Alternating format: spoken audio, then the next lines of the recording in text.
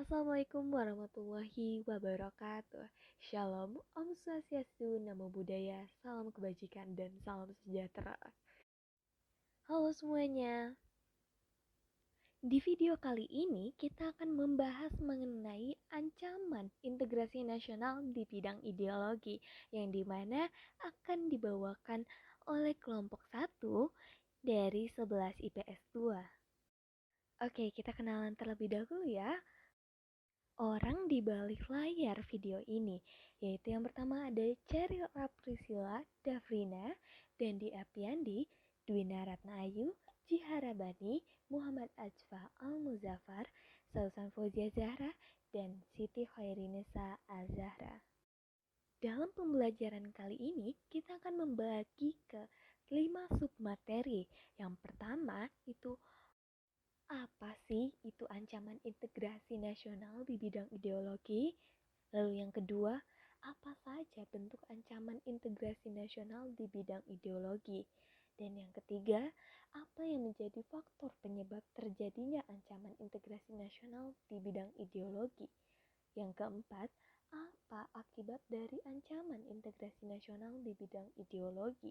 Dan yang terakhir, bagaimana upaya mengatasi ancaman integrasi nasional di bidang ideologi? Oke semuanya, kita langsung aja masuk ke materi yang pertama, yaitu apa sih ancaman integrasi nasional di bidang ideologi. Dan kita akan bahas satu persatu ya, dari mulai ancaman integrasi nasional hingga ideologi. Ancaman sendiri merupakan suatu tindakan atau kondisi yang dianggap membahayakan kesatuan dan persatuan, mengganggu individu ataupun kelompok tertentu, serta dapat membahayakan keselamatan bangsa, keamanan, dan kepentingan nasional di berbagai aspek, baik ideologi, politik, ekonomi, sosial budaya, maupun pertahanan dan keamanan. Integrasi nasional adalah suatu proses menggabungkan seluruh aspek kehidupan suatu bangsa seperti politik, sosial, ekonomi, dan budaya untuk menyatukan individu dalam masyarakat menjadi satu kesatuan yang utuh atau menyatukan banyak komunitas kecil menjadi satu negara. Ideologi dapat diartikan sebagai seperangkat ide atau cita-cita manusia yang menjadi pedoman dan cita-cita hidup yang mungkin dapat dipengaruhi oleh kepentingan pemiliknya dan juga mencangkup pandangan asasi tentang manusia dan seluruh realitas. Jadi, dapat disimpulkan bahwasannya ancaman integrasi nasional di bidang ideologi adalah suatu ancaman terhadap persatuan dan kesatuan bangsa Indonesia akibat adanya perbedaan pandangan atau ideologi antar kelompok atau individu dalam masyarakat. Ancaman ini dapat datang dari luar maupun dalam negeri dan dapat disebabkan oleh berbagai faktor seperti perbedaan agama, suku, adat istiadat, budaya, dan pandangan politik. Sekarang, yuk kita masuk ke submateri yang kedua, yaitu ada apa saja bentuk-bentuk ancaman integrasi nasional di bidang ideologi. Yang pertama, ada paham ekstremisme dan radikalisme. Lalu yang kedua, ada paham separatisme dan regionalisme. Dan yang ketiga, ada paham intoleransi dan diskriminasi.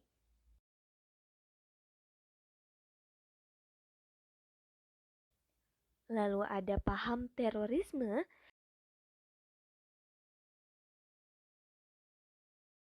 Dan yang terakhir ada paham anti Pancasila dan anti NKRI.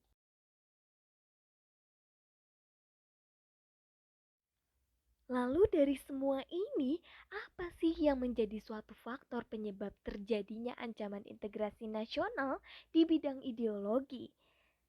Nah, di submateri kali ini kita akan membahas lebih lanjut mengenai hal itu.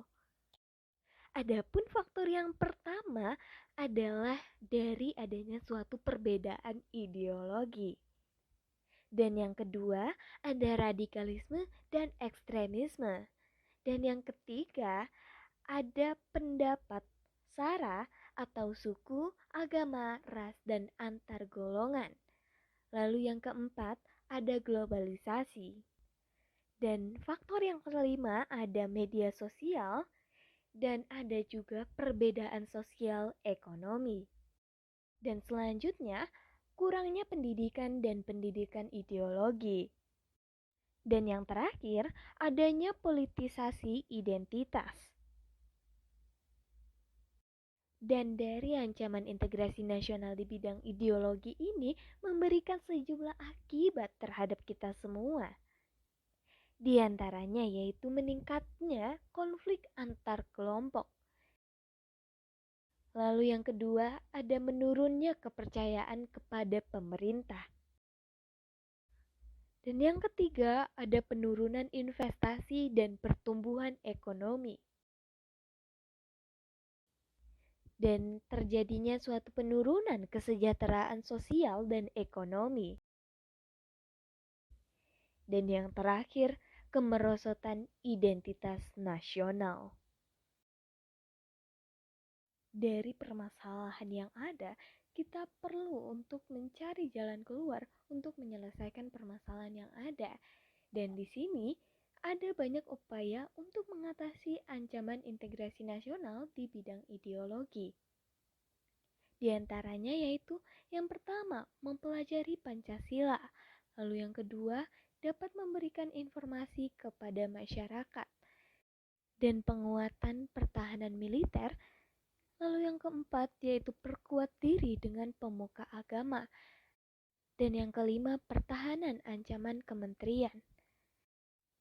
Dan melakukan upaya diplomasi dan upaya counter upaya pihak lain yang mengancam ideologi Pancasila. Dan pemerintah juga dapat melakukan operasi kontra informasi. Di bidang pendidikan juga dapat melaksanakan proses pembelajaran dan penyadaran ideologi Pancasila secara bertahap dan berkesinambungan.